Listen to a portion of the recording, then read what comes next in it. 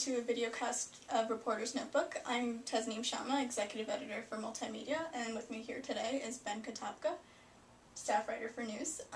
And today he wrote an article about U.S. Census Director Robert Groves visiting Robertson Hall today and giving a talk. And in your article you talked about how he mentioned that his goal was to include everyone in the census this year.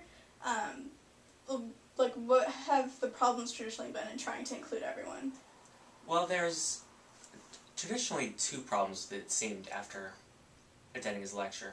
There's the obvious problem of people not handing their forms in, but then there's the allied problem of duplication, where, say, you hand in your form here, like you're supposed to do, and then your parents back home put you on their form. Well, then you're in two places at once, as it were. And so what they do, this was a big problem in 2000, what they've added is that they've added some statistical methods to catch this. And they've also, there's questions on there that catch this. For example, do you usually live somewhere else, for example? That's a question that they'll use to try to catch duplication. And then there's the problem that some ethnic groups, people of different ages, also will hand in the census at different rates, which means that there's a sort of, kind of, undercounting going on there. And so they've tried forms of targeting advertising that I talk about in my article to address this. Things like, internet advertising to target people in younger age groups.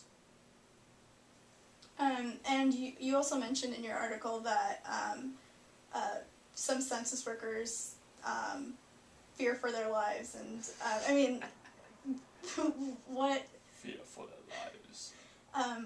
Why would anyone want to kill a census worker? Well, I think I'll follow Mr.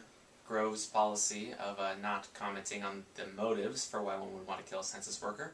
But the thing is that it's just such a large undertaking. There's so many census workers that are hired. There's the warehouses that they use for this, like the warehouses from Raiders of the Lost Ark. I mean, they're even secret so that you can't sabotage them.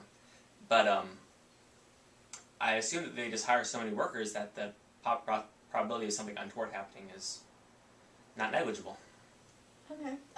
And I'm sure you've seen the posters around campus that say it's time to count everyone, which is part of the Queer the Census campaign by several student groups on campus.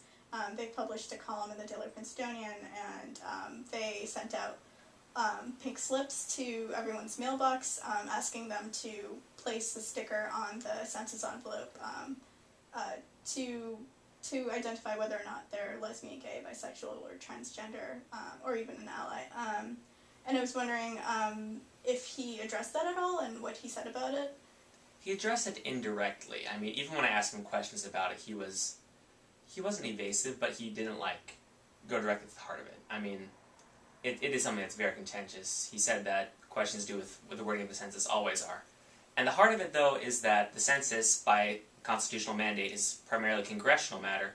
Mm-hmm. So if something is on the census, it's on the census because Congress has mandated it, because there's a federal law to have that. Because, for example, there are laws about the racial makeup of districts to prevent gerrymandering. Right. And, if every time you make the census a little bit longer by adding another question, then you decrease the return rates, I imagine. And so, there's no law for it, so there's really not a lot of reason from his perspective to add it. I mean, after all, the wording of the census was actually finalized before he was appointed. Okay.